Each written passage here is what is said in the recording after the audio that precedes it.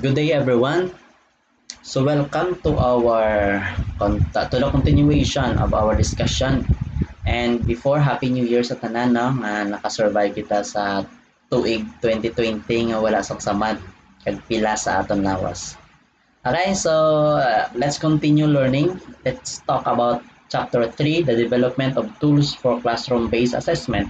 As you have noticed last time, we discussed about the different or the test development process, and there are three phases in the developing of test, and that is the planning phase, the test construction and design, and this time we are now on the reviewing phase, focusing on the item analysis. So when we are going to review the test before the administration, we need to conduct item analysis. Pero seldom siya ginahimo, no? Pero if you want to make your test a standard one, then you are going to undergo the process of reviewing it.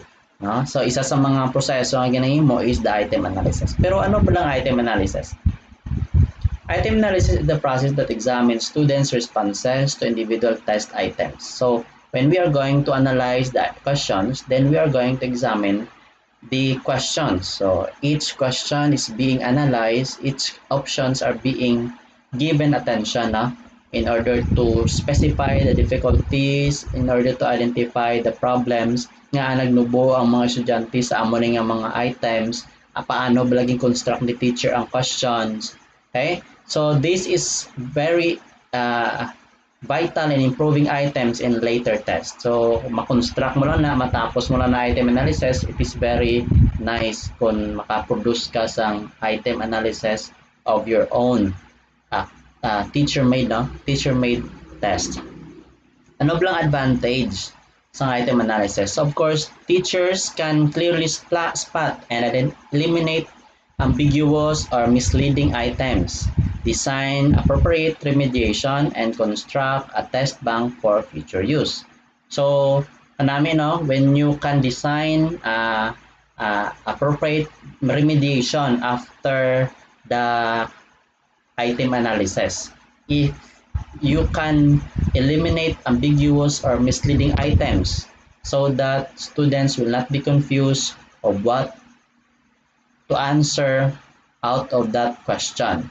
So of course, you can also construct test banks for future use. So kung amo na imo obra kay sagad ka sa item analysis, basi i-hire ka sa school ninyo kag tagaan ka sa extra payment nga ipang-analyze mo tanan ang mga test items ang tanan nga mga subjects sa tanan nga mga year level kay ikaw ang mauti, no? Kay ka-UT ni siya ang isa. No? Pero kung masagad ka do malipay na lang man ay mo pamansaron nga mo buot nga himuon mo na kay doon na namian ka lang. Doon naka na makawiwili mo sa kisa. Okay? So, kamo kisa no may mga bagay kita nga abi naton wala lang sang kabilinggan pero sometimes nawili na kita sa iya. Nagakawili kita sa mga bagay labi na gid kon nami tulukon. Okay? So after the construct of pilot testing or the conduct of pilot testing, tama kasalan ako. The teachers score and look into the quality of each item in the test. This procedure helps the teachers identify good items by doing an item analysis. So before ka mag-conduct sa item analysis, kinahanglan mo gid i-situate nga naka-pilot test ka na. I-pilot test mo gid niya o sa testing nimo or natawag nila nga test rehearsal. Okay? So kuha mo tong score sa mga bata sa test pilot testing, ikaw mo nang gamiton mo sa item analysis. Okay? Anong ginagamit nila kung mag-item analysis kita? Most common method employed for item analysis is the upper-lower index method or the U-L index method. So this analysis provides teachers with the three types of information which include index of difficulty or difficulty index, discrimination index, and distractor or option response analysis. Okay? So, ano siya?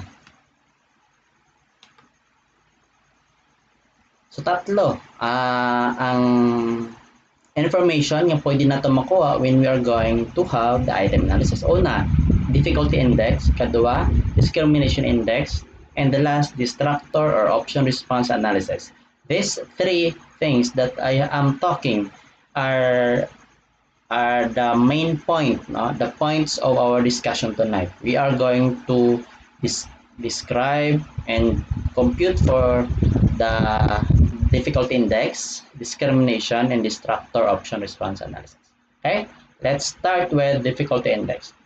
Difficulty index determined in terms of the proportion of students in the upper 27% and the lower 27% group who answered the test item correctly. So, magkuha kita sa score sa mga bata after the pilot testing. I-identify na nato ng 27% nga ara sa babaw. Paano sila mabala nga ara sa babaw? Sila ng mga taga-scores. Kaya ang 27% sa estudyante nga ara sa dalom o sila mga pinakadugbo scores. And therefore, we will be creating two groups sa mga taga-scores kag ang mga nugbo scores. Okay, isa na sa mga tandaan naton when we are going to get the difficulty index. Okay, so when we talk about item analysis, we are going to follow the following steps according to Gutierrez, cited by Gutierrez. So, first is the score the test papers and arrange the total scores from the highest to lowest. So after the pilot testing, kuha mo mga scores o checkan sa anay, no? Checkan, tapos kung ano mga scores, pila siya, 24 over 50 or 25 over 60. Kuha lang yung mga scores, kag i-arrange ng mga papel sa mga bata from highest to lowest. That is our first step. And after arranging the scores, sort the top and bottom 27% of the papers. Paano balaan nga top 27% na siya kag bottom 27%? Ang imo naton, meron ako ng discussion about sina nga i-sort nato ng scores kag kuha nato ng 27% sang number sang estudyante nga nagkuha. Example, meron kita 50 kay estudyante kag ang 27% sina is 14. So ang first 14 nga pinakadako nga scores kag ang 14 nga may mga pinakanugbo nga scores, amo na sila ang top and bottom 27%, and we will have two groups here. And after that, you're going to tally the correct answers to each item by each student. Example, student 1, question 1, pila ka estudyanteng score ang nagitsakto. Question 2, pila ka estudyanteng correct. Question 3, pila ka estudyanteng correct. Doon mo sila, tally. Itali naton kung pila ka estudyante sa kada question ang nag-insakto. Amo nang imo naton sa upper 27 kag sa lower 27. Repeat naman na sa number 4. And number 5, get the percentage of the upper group that obtained the correct answer and call that as U or upper. So kung nakuha na naton ang 14, kung nakuha na ang 14 kag ilang mga scores. Example, sa babaw sa upper group may 12 sa ila ang naka-insakto sa question number 1. Kay 14 lang sila tumonggi. I am talking about the upper group. Kung 14 sila, 12 sa ila ang naka-insakto sa question number 1, pila na siya ka porsyento? Damo na sa ambot silingon sang 5. Step number 5. So number 6, repeat lang man na, but this time consider the lower group. Okay, dito naman sa dalom. Kung hindi man nagbotong scores nila, kung 14 sila kabilo, kaya 40 man sila gyapon. Sa 14 sila, kung tatlo nakakuha sa insakto, pila sa porsyento. Kabalo na ko mo kung paano magkuha sa percent. Next, get the average percentage of the U and L. Pag sinayin nga ni percentage or average, then divide na sa 2. So, percent sang U plus percent sang L, may formula kita karon divide by 2, amo na sang difficulty index. Okay? Next, get the difference between the U and L, amo na sa ang discrimination index. I-detail na discuss ang mga steps ngayon. Okay? First is the difficulty index formula. It is the percent of upper group who got the item right and percent plus the percentage of lower group who got the item right. Divide by 2. Kung i-add ta kag divide sa 2, amo na sa difficulty index naton nga formula. And kung may kita sa score, tanaw naton dayon ta sa index range for level of difficulty kung din siya na belong nga range. Kag tanaw tayo nga description kung ano. Okay, kung 0.00 to 0.20, that is very difficult. Ang item na may 0.00 to 0.20, gina-describe siya nga tama ka budlay. So kung tama ka budlay ang pamangkot, sanday sino ang maka-answer sina. Possibly ang upper group lang. Kag dito sa mga lower group, pwede 0 sila, sala sila, 1 lang naka-insakto sa 14. So something mo na, 3 lang nag-insakto sa 14. So it means nga, very difficult ang atong pamangkot. So that is not very advisable for us to create questions that are very difficult. 0.21 to 0.40, that is difficult. 0.41 to 0.60, moderately difficult. 0.61 to 80 easy. And 0.81 to 1 is very easy. It means that samtang nagapasa ka ang scores sang difficulty range sa difficulty index, nagapahapos ang iya definition. Pag samtang nagapanaog naman, ariyo gapanaog halin dire, ito ang cursor.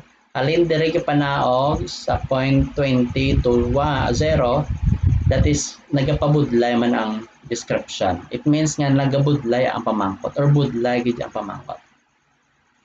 And it is advisable to have 0.41 to 0.60 as moderately difficult. Kinalan insaktuhan lang. Hindi tama ka budlay, hindi man tama ka hapos. Anong matabo kung tama ka budlay? Hindi ka answer ang mga lower. Anong man tama ang matabo kung tama ka hapos? Biskan wala sa nagtuon, maka-answer siya. So, nami lang na sa mo bilang teacher ka nga, ang imo nga exam, tama ka hapos, biskan wala nagaliga tuon si estudyante. So, dapat ma-settle sa moderately difficult. Manatandaan natin, difficulty index is percent of upper group who got the item right plus percent of lower group who got the item right divided by 2.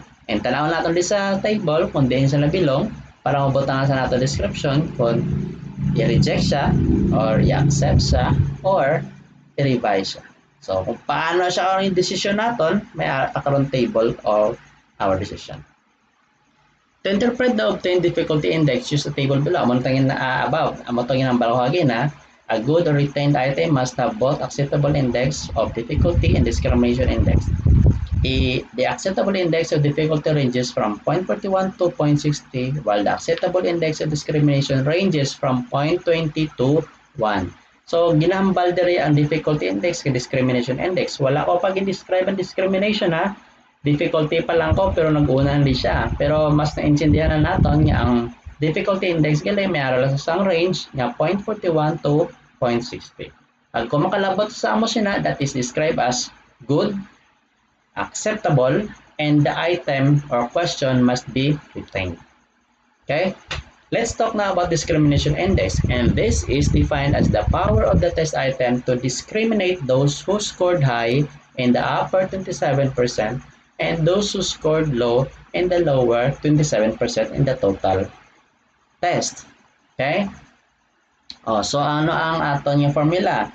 So percent U minus percent L minus lamang galing ilang percentage. Kaya kagina sa steps naton, nagambal to sa nga get the percentage of U and get the percentage of L. Here is now the index range for level of discrimination. So index range, we have 0.19 and below, ang iya discrimination level or ang iya interpretation, that is poor item or should be eliminated or need to be revised. So kinahanglan sa eliminate because that is a poor item kung nara sa 0.19 and below. 0.20 to 0.29, the marginal item needs some revision. Jutay naman nga mga revision. And 0.30 to 0.39, reasonably good item. Okay man siya, acceptable naman. Pero kinanglan lang i-improve. Ay do aron sa punta, no, pasado naman siya pero do kiwi gamay, medyo dugang-dugangan.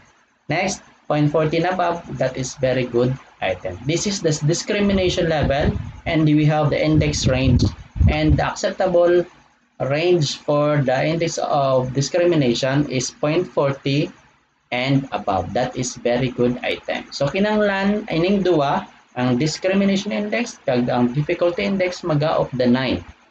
Kag ang ilang mga ranges kinanglan naton i-consider. Okay, for interpretation and decision, if an item obtained an acceptable level of difficulty, ano gani, 0.41 to 60, and discrimination index is 0.40 and above, it is considered a good item and must be retained. Okay? Pag-check ko lang. May tatlo lang kita ka-term na dapat tandaan.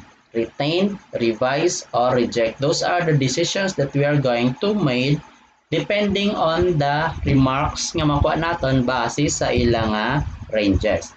If an item naman is not or acceptable in either difficulty or discrimination indices, it is considered fair and must be revised.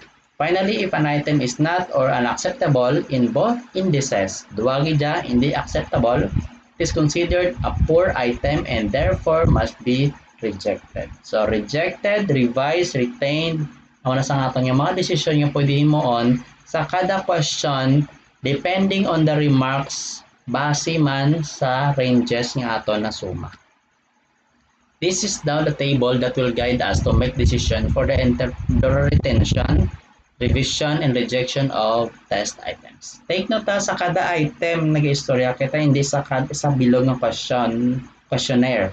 Sa kada item, example item number 1, ano na siya? I-rejectable or i-revise or i-retain. Okay? So, arin naman ang difficulty index. Agang iyang acceptable range. Ang discrimination index, agang iyang acceptable range. We also have the remarks and our decision.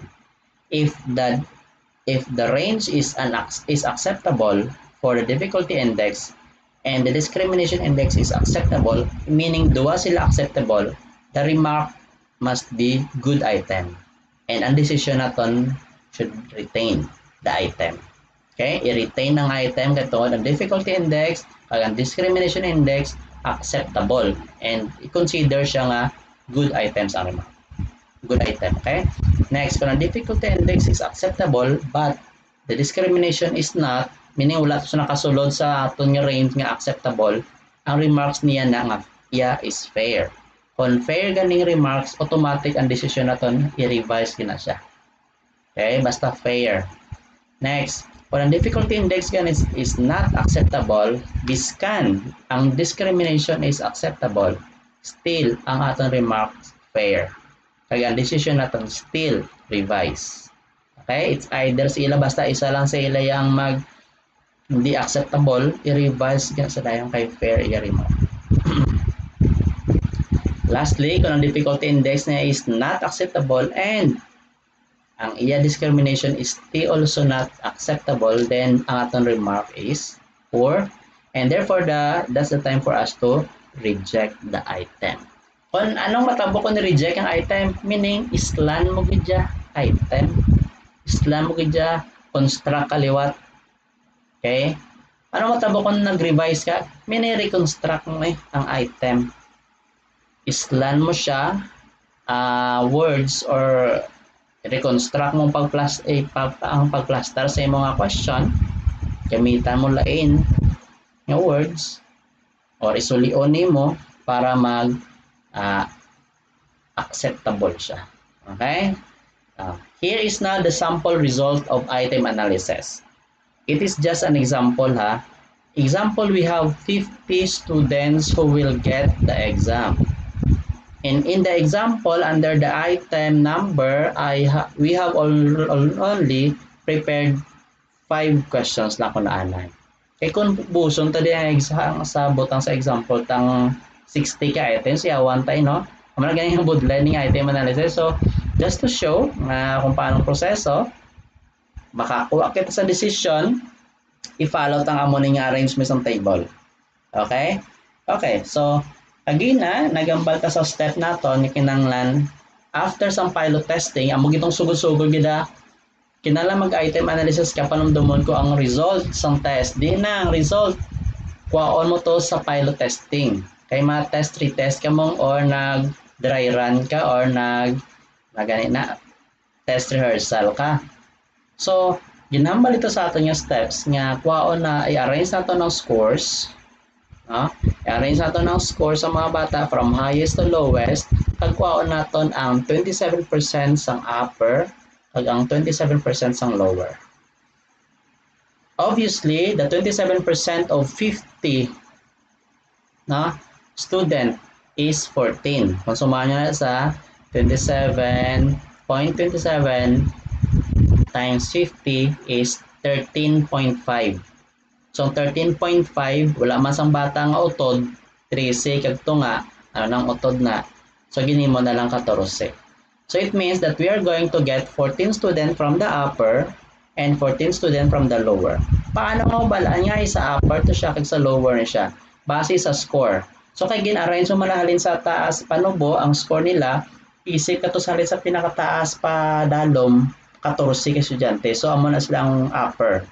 Isip ka lang sa pinakanubo pa pasaka, amo naman silang 14. So, ang ano matapos ito nga, they are part of the population. And ano ni siya ang mga upper and lower? These are the aton yung mga samples natin. So, mapokus na sa upper and lower 14. Okay? So, may-ari ko diri sample actually. Isample naman natin nga scores amo na yung mga bata na. Gin-arrange ko ni sa ano na siya. Hindi na siya kasunod. Amo na iyang mga scores. Una gid. Oops. Okay, sa student 1, student 2, student 3 amo na yung scores nila. Sample niya, tapos hasta sa student 50. Student 50 may score nga 45, 20, student 49, 12.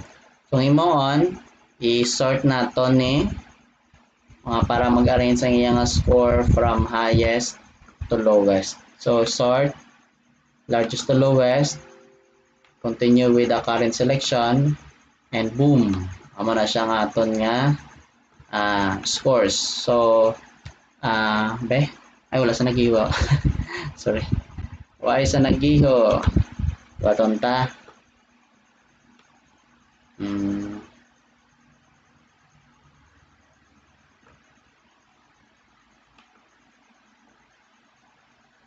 Largest to lowest.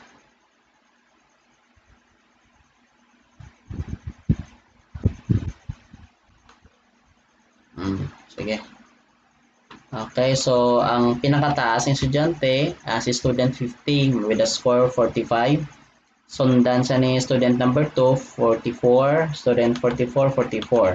So ginambal ito sa ating steps nga i-arrange sila from highest to lowest, kag ang himuon i-kuhaon nato ng 14. Ang 14 ni siya mo tungin suma ta kagina nga 0.27 times 50 and we got 13.5 or what we call 14.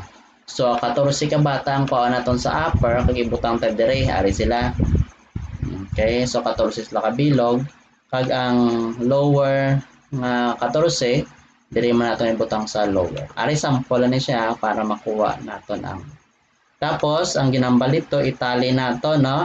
Example sa question 1, 2, 3, 4, and 5, pila ka estudyante sa 14 sila, pila sa ila nakakuha sang correct nga score. So, example, may 12 ta ka correct sa question number 1. So, mo naton itali ta sulat da 1 ang check, 0 ang wrong. Sa number 2, amo man na siya. So, auto sum naton. So, ang 12 amo na sa correct answer. 12 ang nakakuha sa question insakto nga sabat sa question number 1. 14 ang naka-insakto, muslim perfect sila tanan sa question number 2. 7 sa question number 3, 12 sa 4 kag 10 sa 5. The same thing will happen sa aton nga lower group. Okay, so tatlo lang niya ang naka-insakto sa question number 1. 7 sa number 2, 10 sa number question number 7, 6 sa number 4 kag 4 lang sa number 5. Balik kita diri sa ato nga example. So amo ni sila ang mga scores.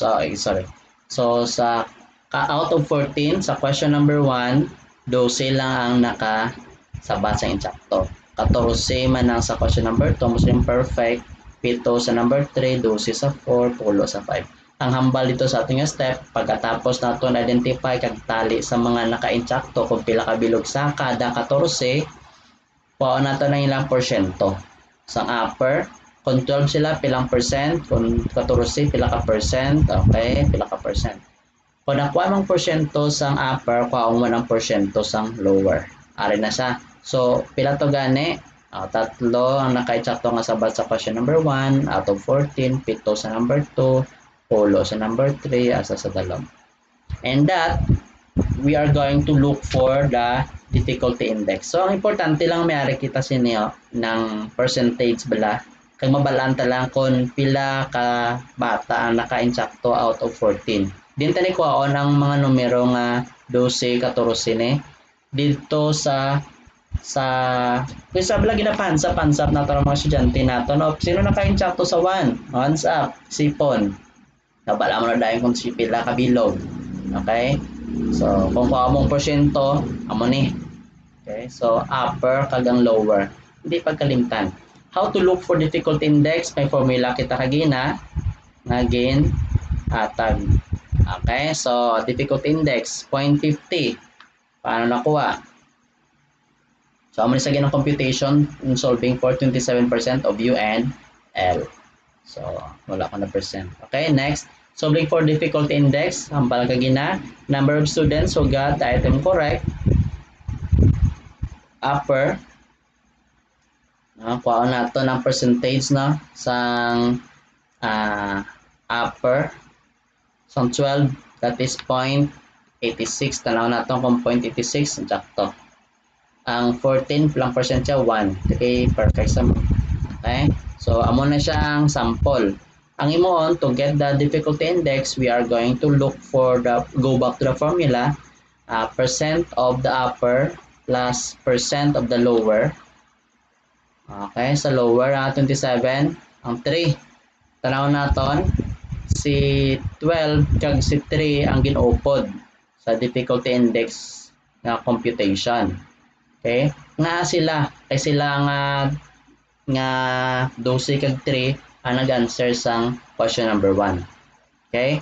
So, sila ang naka-insakto. So, kuha nato ng difficulty index. Okay?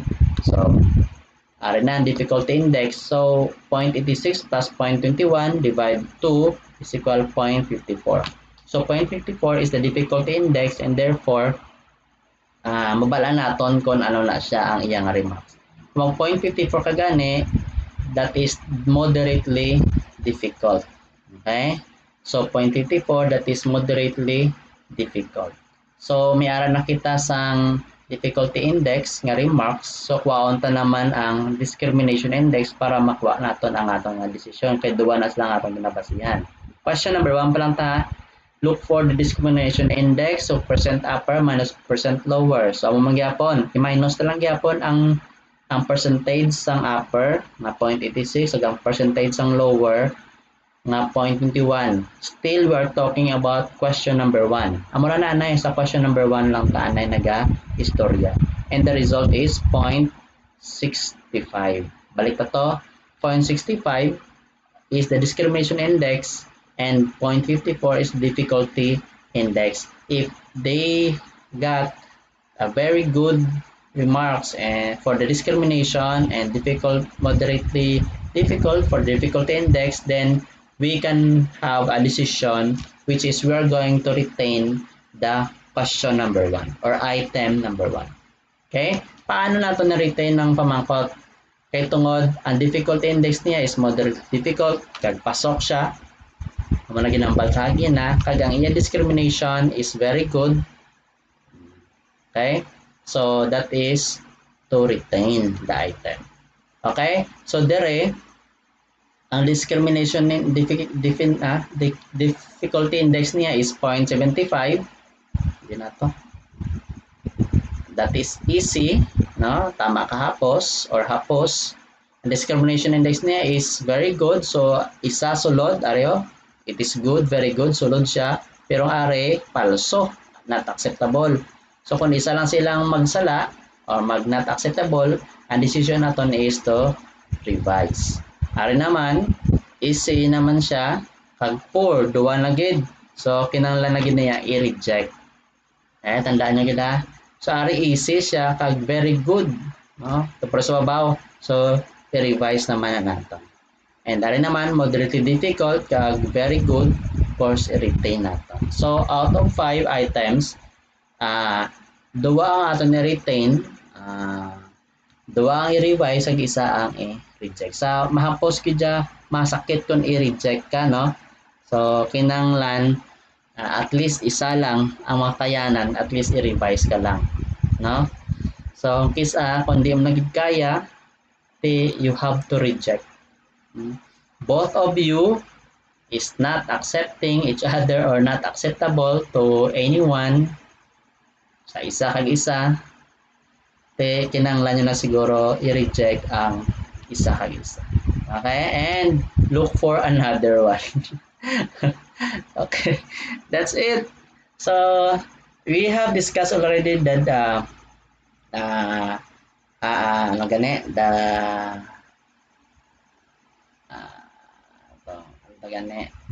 difficulty index and discrimination index. So this time, letter C, let us discuss about distractors analysis. Ano na isang distractor analysis? Tekay kabalo na kita kon ang isa ka item i-revise, i-reject, or i-accept or i-retain item na niya. Pero wala pa na nadalang yang option. Okay? Ang option niya, gina-analyze man na using the distractors analysis. Ano naman yung distractors? Ang kinanglan pa niya i-analyze niya, distractor lang man siya. So, ang options are called distractors, no? Ang mga sala.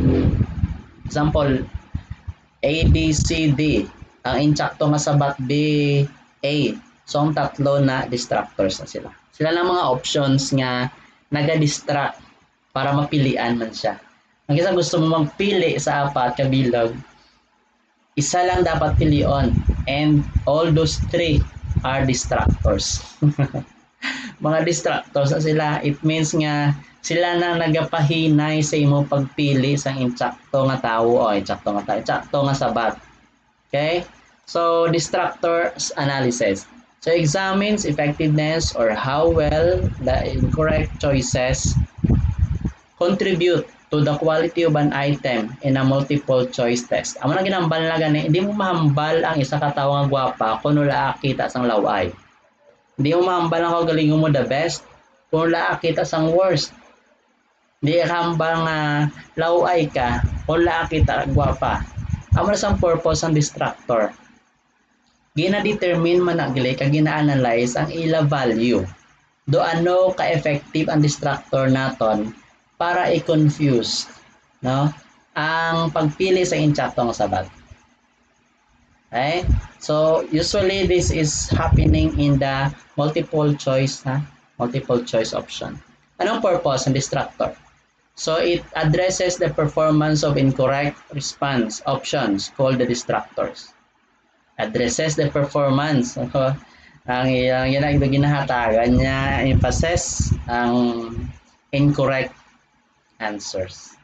Anong rason? Distractor should be plausible that it can be chosen by those examinees that are not sufficiently knowledgeable in the content area.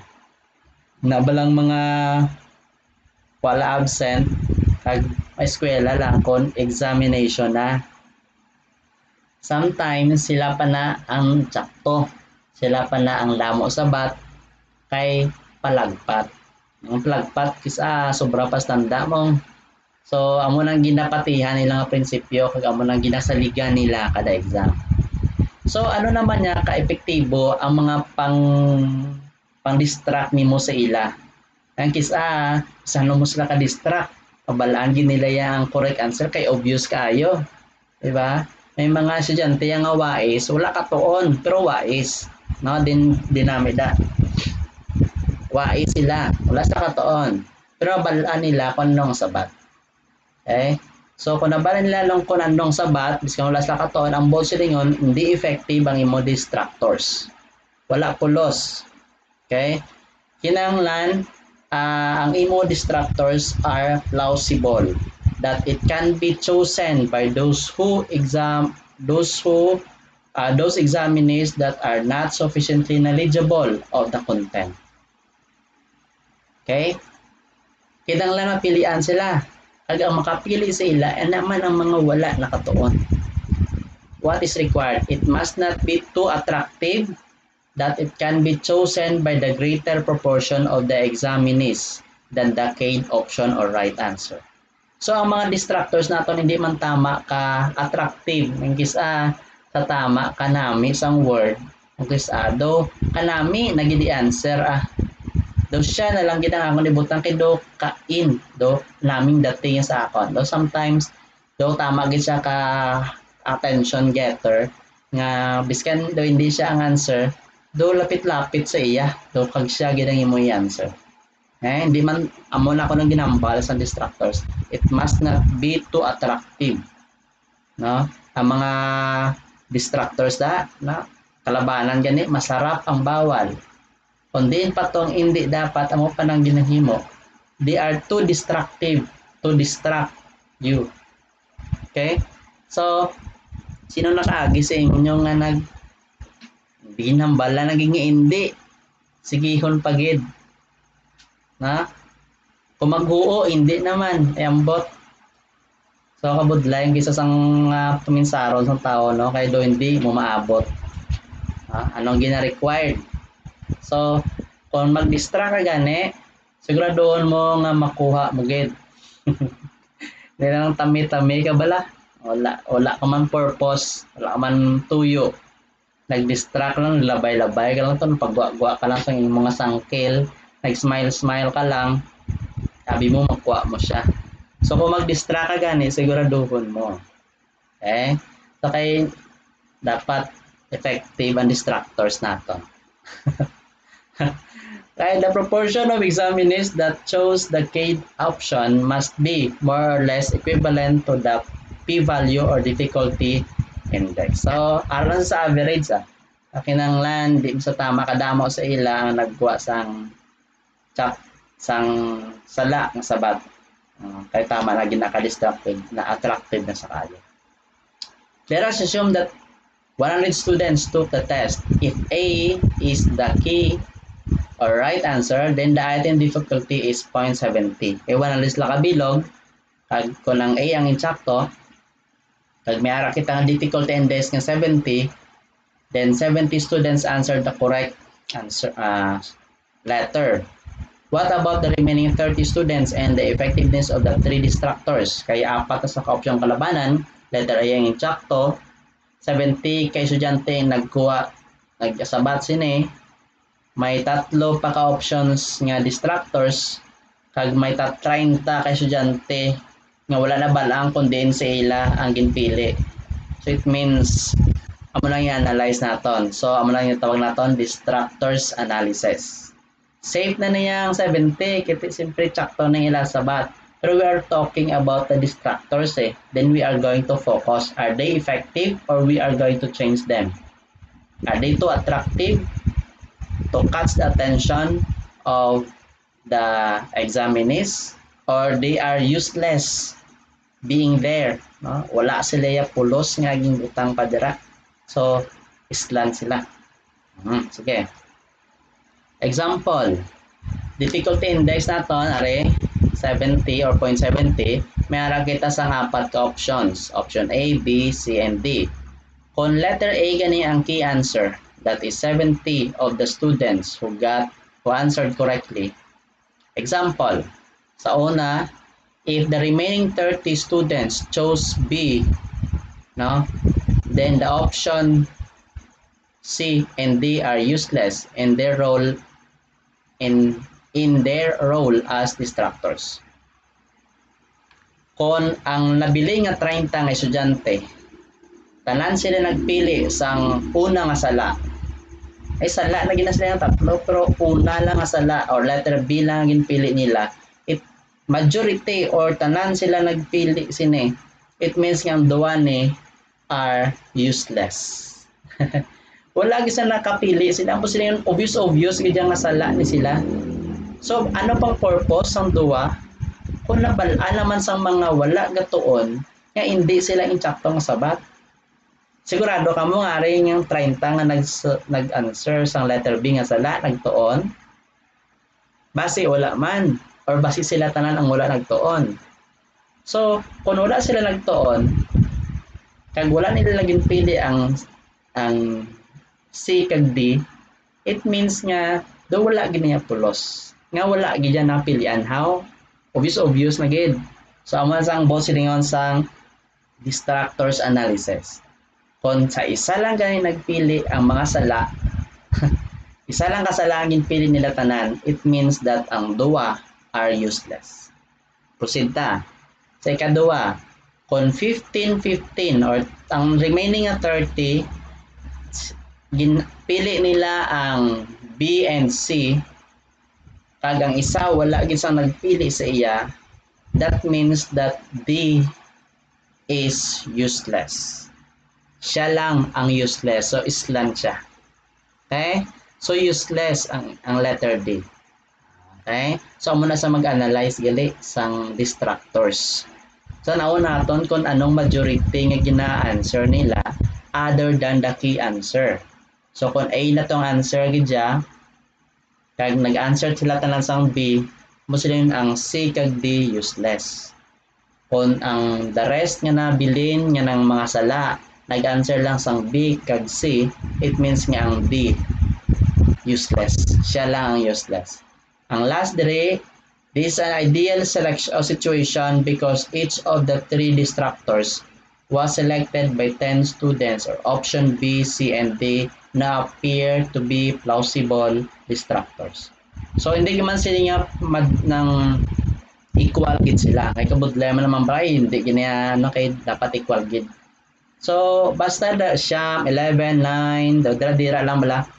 Kaya pero mabala naton nga, okay, may nagpili, manggali sa iya, kag ang score sa mga nagpili, doga balos-balos lang.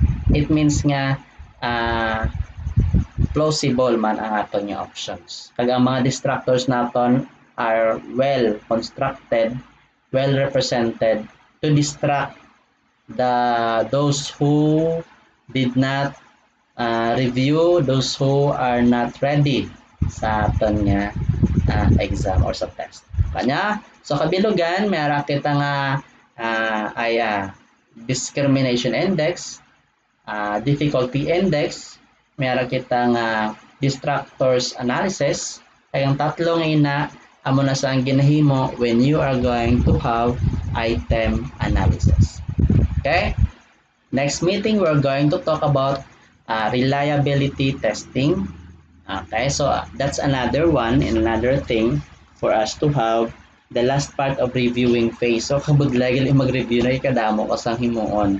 So kung reviewer ka, so dako mo guro sweldo mo at simpre kabudlay sang ilang mga hinahimo. When you are in the division office, you are doing this, you are doing the standardization of the exams, creation of the exam. Of course, kinanglan nyo i-standardize ang tanan nyo mga exams para ang depend subong niya mo nang ilagay na mo, no, isa tanan ka exam. Kasi ka grade 1, pareho tanan mga exam nila.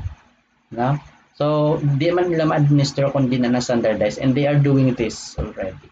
Okay? So, they are following the steps and they are doing the same result, getting the same result, and they are producing a standardized test as being used man sang definition. Okay? So, that's all for today. Hope you learned something about the discussion. Looking forward for more discussion and learning sa ating mga discussion. Thank you and have a good day.